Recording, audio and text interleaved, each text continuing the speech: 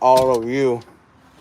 Today, we're in a very old graveyard here, and we're doing some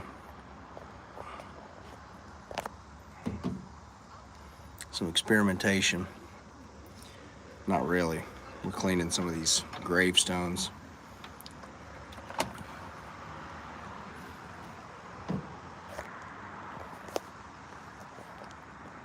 What up, TCs? What up, bro? Y'all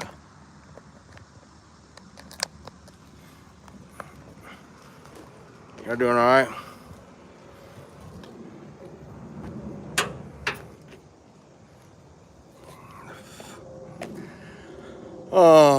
Yeah, so today, what's up, guys? What's up? If you're in the chat, let me know, man. Today we are out here cleaning.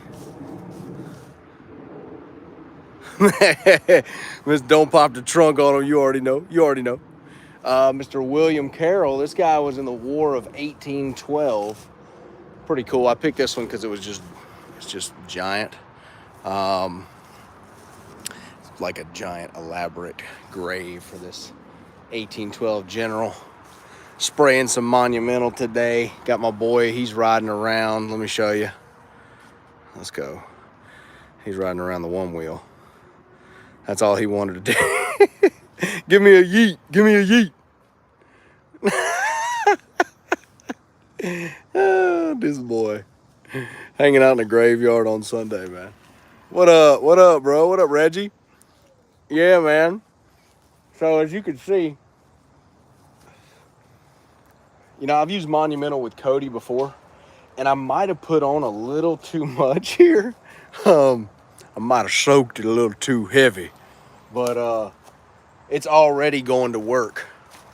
This stuff is pretty rad. So if you've never researched, it's called quaternary ammonia. And basically what this stuff is it's a non-toxic, non-corrosive, no bleach, no acid. Basically what quats are is they are positively charged. You can do all your research on this if you want, but this is a monumental kind of scientific wonder here. Pretty cool. Really soft on stone, no pressure. As you look, here's why I don't like brushing this soft stone. Let me find a place to put my stick. You see this? Guys will come out here and brush this stuff, or they'll use pressure washer. And if you look, you can start to see it already coming off just with my fingers. All right, so touching this thing at all is kind of not a good idea. And so when you're spraying this type of stuff, you never have to touch it. You just put it on, you just apply. As you can tell, I like to make an oil slick, apparently, and leave it. We're gonna come back in about, 15 days or so, and watch it clean up. This isn't too bad up here. It's like a giant, it's like the water sits right there on that, and then it just soaked in and got this color. So I want y'all to kind of, right, 1812, go bro, you damn right. I wanted to find an old big one, like a cool one, like a general. There's a lot of really cool graves in here from generals, like Civil War. 1812, bro, that's pre-Civil War. This guy was the first business governor, right? That's what they call him, the business governor, my kind of guy. He knew this. Mr. Carroll knew how to make some money. He was from PA. All right, them steel boys up in PA, they know how to make some money. Under his leadership, passed laws in areas of criminal justice, fiscal policy, and education. All right, well, we'll see. So I hit his little emblem up here really nice, real porous, a lot of little intricacies in that carving, and just really wanted to see how it did on a really old stone. I want y'all to take note of where this pool ends. It's already going to work, as you guys can see the color change, but I lightly got this as overspray. This is very lightly done. This is not touched at all, so when I do the next video, y'all will be able to see kind of what was touched, what wasn't. And look at this, guys. Like something, I think it's probably just runoff, right? Just runoff has eaten away at this. Can you imagine putting a pressure washer on that? Look at all these little layers on how it's been eaten away by the runoff. Look, they got some quarters and some pennies up there. Some boys left some. Don't ever touch those if you see them. If you see them on like war guys' graves, don't touch that stuff. Leave it. But yeah, you know, mainly just a cool, fun Sunday, man. Hanging out with my boy. You know, what's up, Jackson? Toeback Jackson.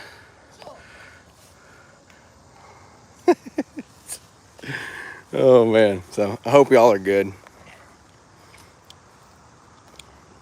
This kind of stuff is fun. Cody and I did a lot of experimenting with this on some old graves. No go, bro. Turby tip, not so much.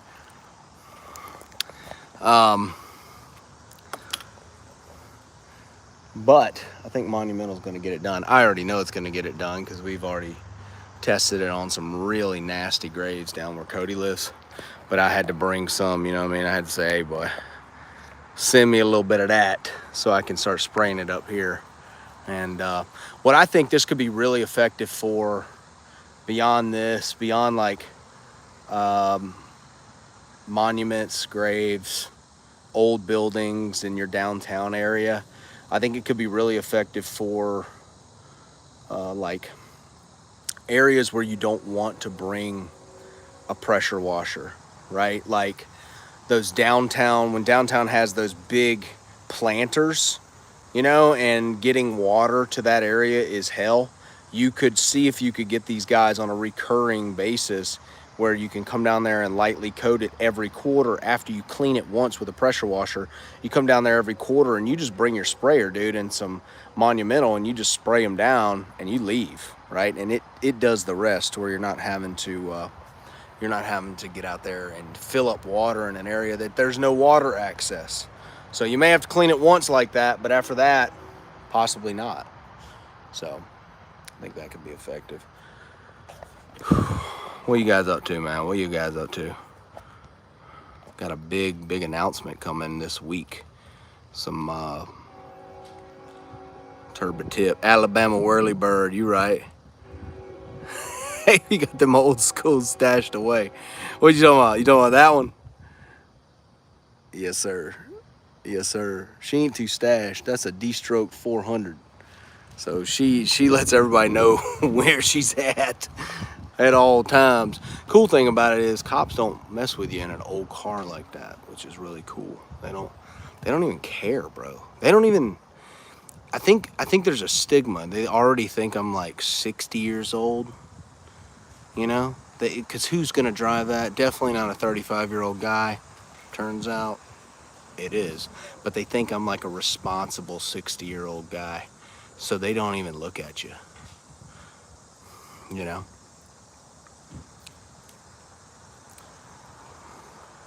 What's up, Pains? What's up? Thank you, Reggie. I appreciate it, man. You're a good one, dude. Yes, David asked, am I using a pump sprayer only? So, yeah, Cody got me on this Milwaukee M12 sprayer. We'll see. I don't really have a verdict for it yet. I've ran Wood Wizard through it, and I've run Monumental through it at this point. And so we'll see, you know.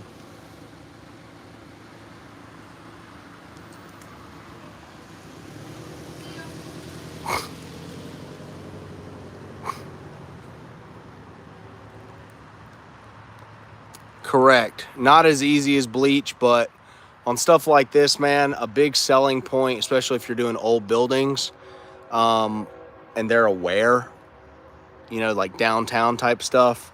It's like an old church, an old city monument, you know, they're going to be aware of not wanting to use bleach. And a lot of guys are going to be like, I'm just going to spray bleach on it. And if they're aware of that and you can sell against bleach, and a guy's not willing to invest in a product like this and not really position himself with the value, then you'll always get the job, because all you have to do is tell them bleach will destroy this stuff. Do not let whoever does this job use bleach or pressure. Most guys that's what they're going to do. They're going to turn their techs loose and they're going to use a lot of bleach, and it's going to ruin that old stone. Sure enough, your estimate gets pushed to the forefront because you're actually the guy who's going to do it right. So look, a lot of old jobs probably don't call for this. Old brick house, he don't care, right? I'm talking about the expensive shit, the city monuments, the stuff that is landmarks, right? The stuff that the city cares about, the stuff that people really care about. Look, ain't nobody paying me to come clean this, right? There, of course not. Not saying that you can't make money with it. There's guys who make money with it. They get with the funeral home, or they get with whoever owns the property to the area, and they charge per headstone. But William Carroll's family probably ain't come here in generations to see old William. I'm the first one. What's up, cuz? I'm the first one. I'm the only one you got. I'm the only one you got left. I'm going to clean half your grave and see how good it does. And if it does good, then I'll be back clean the other half, you know. But so you're not going to make a ton of money doing this, but you can probably make really great money doing maintenance jobs after you've cleaned like downtown city areas. Come by, spray it, let it sit. It's spray and walk away, dude. So that's freaking amazing. You can look on Cody's channel. He'll have some of the stuff on there for that. And you'll be able to take a look at it in more depth with results and all the shit. He's filmed like real videos. Obviously, this is a real video. I just filmed it, but we don't have a result for it yet, so I can't say, hey, here's the result. Look into this live. You'll see that in a few weeks after I come back out here and take a look at it and film that as well. So pretty sick, man. Just trying to constantly innovate for you guys, make things easy. That's the goal. Make it to where you guys can charge high ticket for your service, but also make these things to where there's a lot more money in your chemical knowledge and stain identification, right? Some guys struggle, a lot of guys struggle with stain identification. A lot of guys, first one that comes to mind is calcite, lime run versus efflow. I've got guys who've been in business for a while and they still think they're the same, and they're not. And so they uphold an efflow chemical to the calcite position. And they're like, well, it's not taking off this efflow. Well, turns out that's not efflow. Oh, efflow is like a chalky salt residue. It's very light. It's almost like a funnel cake, like kind of like a thin layer of powdered sugar. That's kind of what it'll look like. Calcite is like a white rock. It looks like it's purging out of the brick, and you would have to like chip away at it with a screwdriver or a chisel. They're not the same. And calcite, if you're gonna hold the chemical to taking that off, what you need to understand is you're basically trying to dissolve rock. So you're gonna have to have a lot higher strength, a lot more patience, charge a lot more money, okay? Because guys will go into an efflow job and it's really a calcite job. And now they're there double the time because they didn't know they were gonna have to dissolve rock, all right? Understand? So stain identification. Guys, if you're gonna invest a lot of time in figuring this stuff out, it's invest in the chemicals, right? Pay the money for the chems, but also like buy another case when you buy to test. Get you a little sprayer and keep some just off the truck in your drive around truck to spritz around and test and see what's going on. This is how you become excellent. All right. A lot of guys, they get started. I've seen it, man. I watch it every day. You guys know that we're kind of a funnel into this, and we get a lot of feedback, a lot of hate too, which is great, you know. But usually it comes from guys unwilling to learn stain identification, or they think that chems are going to be a magic bullet of some sort, right? They think that it's going to be, you know, that this is somehow an office job. And this is, you know, I'm sweating out here, dude, and I just sprayed this. It's not hard work, but you're going to sweat. You're going to test. I'm out here testing right now. I know the product works, but I want to see it work for me, right? I want to see it work for me. I've watched it work with me and Cody. I'm going to watch it work on William Carroll's grave. See? That's the key, man. And I'm going to tell you, this is never going to change. Cody and I, the Core 4, we talk about it because we get two, well, there's probably three types of guys, right? They're the guys who have no money. They're getting started. This is their last leg. I was that guy at one time, but the problem is I have an insatiable desire for learning. okay? And I will learn at all costs, and I had no choice but to keep learning. What's up, young blood? I'm just sitting here. I'm tired. You tired? Your feet hurt? Yeah. Riding that one wheel to get them arches. Um, and you have to have an insatiable desire for learning if you're brand new and you don't have any money, and you can't make any excuses about why something is working or not. You just have to almost apply this willingness to invest, and these two things are very rare, because why would a guy who's willing to invest, who has an insatiable desire for learning, be broke in the first place? Weird situation. Usually the guy who's broke has no desire for learning. He wants magic bullets. He's not going to invest, right? Usually those habits are cohesive to the guy who is broke. So I get that I was somewhat of an anomaly, that I was like, no, I'm going to learn it all, but I'm broke right now. Okay, I get that. I've had to think about this a lot. The second type of guy is the guy who comes in, he works a normal job, he wants to make a change, and he's willing to learn, but he still is going to only buy as much chemical as he thinks he needs, and then yet he's also going to find out, because he's never used the chem, that he's going to dilute what he bought. And once you dilute, you can never go back. It's like removing salt, right? It's like removing salt from a dish. You can't remove water from a dilution. Can't remove it. So now he's diluted it to a point where it's almost ineffective, and now the product apparently doesn't work. See that all the time. It's like, well, buy more than you need, buy double what you think you need. You need a case, buy 2 cases. Use the first case how you think it needs to be used. Use the second case to keep that in the tank for maybe using it stronger, right? Because you don't know if you're not an expert at stain identification. Third is the guy like a Todd Ketchell, like a Mike Turman, some of these guys who come in and they have money. These are inner circle guys. They have some money. They've been doing, ran businesses before. They come in and they have, $40,000, $50,000 to spend on a skid. They're willing to invest. You tell them what to do. And those guys, if they're willing to work, right, they're not just a white collar guy, they're willing to work, they excel so quickly. The white collar guy who has a lot of money usually doesn't pan out very well. He can buy the chems, he can buy the skids, but he's not going to be out there learning enough to where he can train his techs. And then it comes back usually to where he's mad at everyone else, the skid builder, the chem builder, because they're not going to, they're not going to hold his meat while he pees, right? It's like mad. Well, I thought you was going to run my business. So you got to find a way to have insatiable desire for learning. Learn stain identification. That's a superpower in this world, to where your dilution ratios are right the first time. How many guys I see spraying 6% on a vinyl house? I see it. I mean, I see it in groups. I see it all the time. It's like, why are you spraying 6% SH on a vinyl house? Dear God. And that's just a rookie level of stain identification. He doesn't know what he's doing. But that same guy will buy an Oxnox and he's like, it doesn't work. Well, I mixed it 14-1. I put a dropper of Oxnox in the water and it's not brushless. Yeah. Of course it's not. Because you suck at stain identification.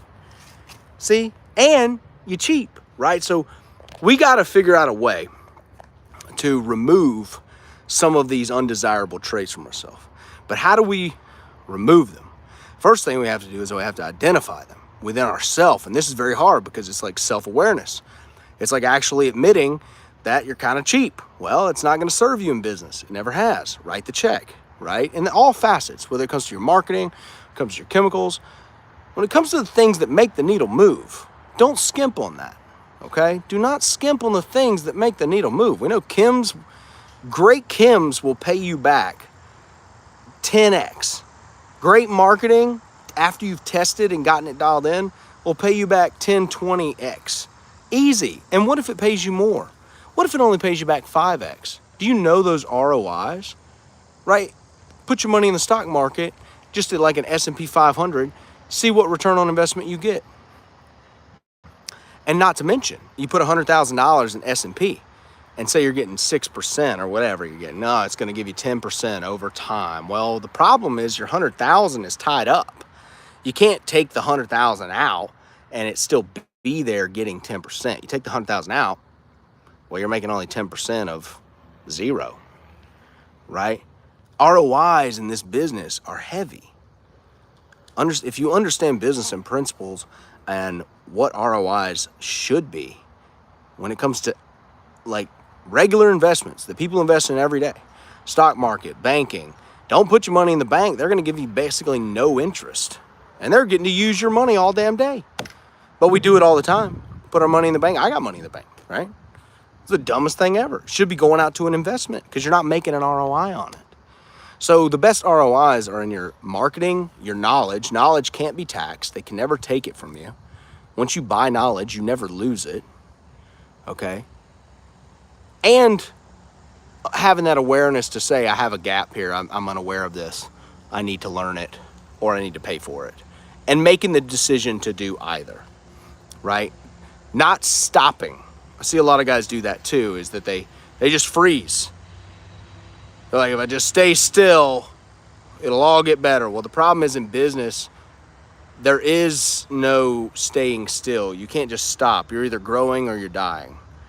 You know, it's like money in the bank is going bad, basically, the longer it sits there because inflation. You can't just leave your money in the bank and think that it's going to grow. Like right now, they're not giving an ROI that is a percentage that's going to beat inflation. It's not going to happen. And I don't suspect they ever will again. Why would they? Like, they get to use your money for free. Why, if they've conditioned everybody to not get an ROI on a percentage, why would they give you that again?